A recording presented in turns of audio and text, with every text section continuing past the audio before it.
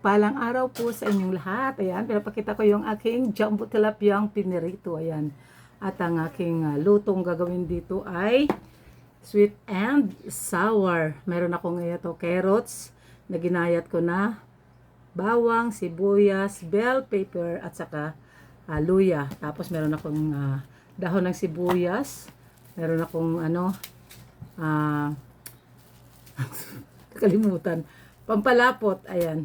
At meron akong ayan pangpalasa.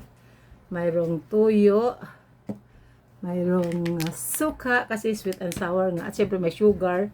At meron akong ketchup ang gamitin ko at saka pampapula yung tomato paste. Ayan, para samahan niyo ako at magluto tayo ng sweet and sour na tilapia. Ayan, mag-isa muna tayo ng kunting mantika lang, sibuyas at saka bawang. Igigisa ko lang siya. Ang iba naman ay hindi nila ginigisa. Optional lang naman yun. Kung gusto nyo igisa, ako igisa ko siya para mas lumabas yung kanyang aroma. Yung aroma ng sibuyas, bawang at saka luya. Umpisa natin siyempre sa bawang. Kung napansin nyo guys, medyo tipid talaga. hindi ganun kabongga yung mga panghalo ko kasi ayun nga, sa mahal ng mga bilihan ngayon, talagang sakto na lang talagang magkaroon ng konting amoy. Dadaanin na lang natin sa lasa, sa timpla ng lasa, diba? Nagawin natin yung ating sibuyas at isabay ko na rin yung luya kasi madali lang masunog yung sibuyas kaya isabay ko na siya. Gisa-gisa lang ng ganyan, gisa-gisa lang muna tayo. At ayan, dahil medyo pula-pula na siya at aromatic na, lagyan natin ng kunting sabay lang.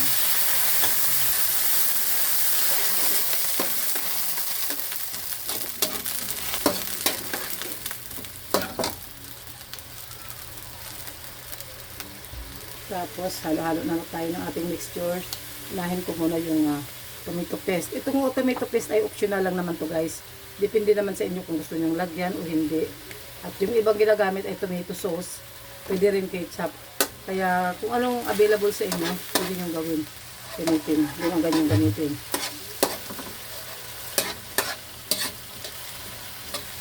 Yan, bulusawin lang muna natin ito dyan. Yan, nilagyan ko pala siya guys ng isang basong tubig para may sabaw siya. Isunod ko na yung aking ketchup.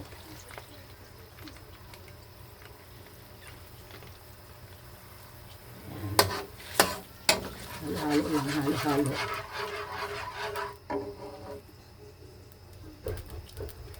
Ilagyan ko na rin siya ng konting tuyo lang, konti lang.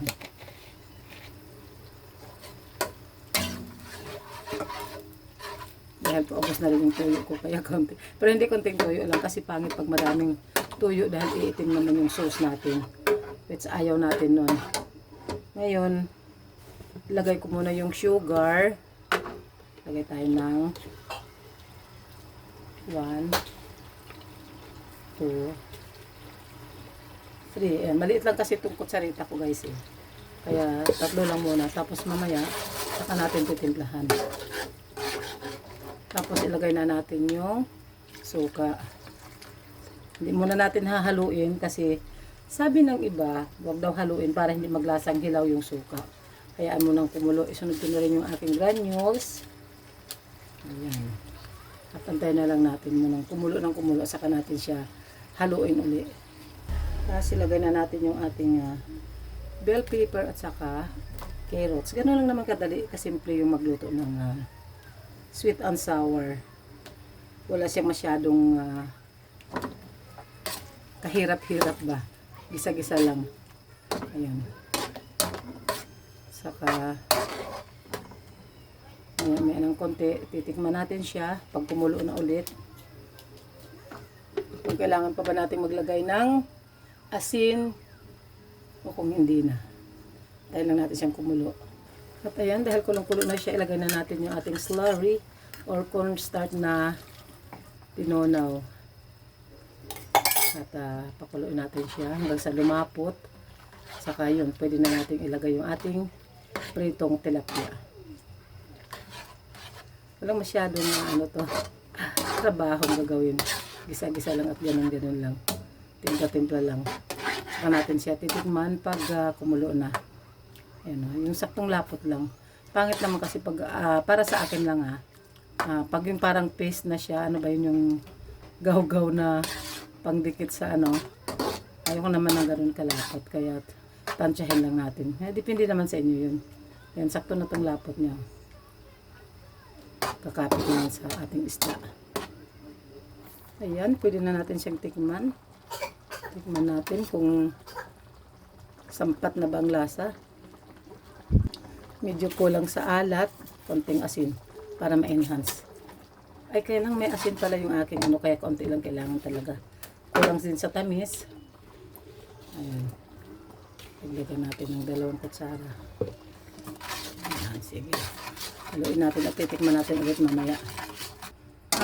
Sa mga ano lang sa mga hindi pa nakakaalam, kaya inuna ko paglagay yung suka bago yung sili at saka carrots kasi para maano yung crunchiness ng carrots kasi 'di ba against yung maasim sa kanya yun.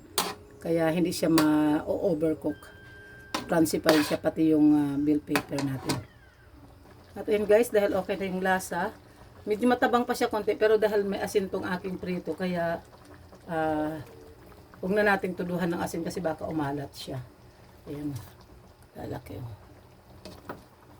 lalaki ng nahuling tilapia. Medyo masikip yung 4 pero sige lang. Pagkasiyahin natin dito nalagay ko sa gilid kasi bunso pa naman. Ayan. At para humalo ng gusto yung yung ating sauce ay ma-absorb ng ating prito. Kailangan lang natin siyang ganyan-ganyanin tapos may konti balik rin natin siya. Balik rin natin yan. Para naman yung kabilang side ay ma-absorb niya yung sabaw, yung ating sauce. Dandahan lang para hindi durog yung ating isda. Yan. Lututin natin yung mga ingredients kasi napailalim.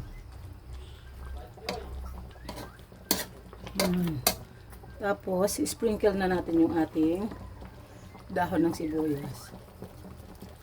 Yan. Ganun lang. Diba?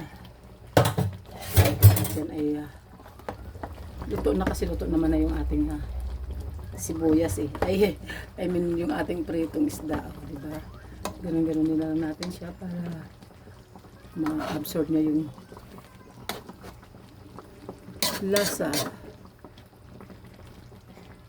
Kunting kulo siguro mga 1 minute na lang yan.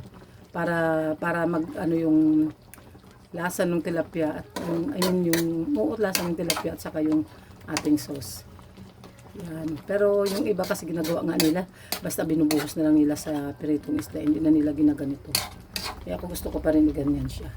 At ayun na nga guys, luto na yung ating sweet and sour tilapia ala Ma'am Shining.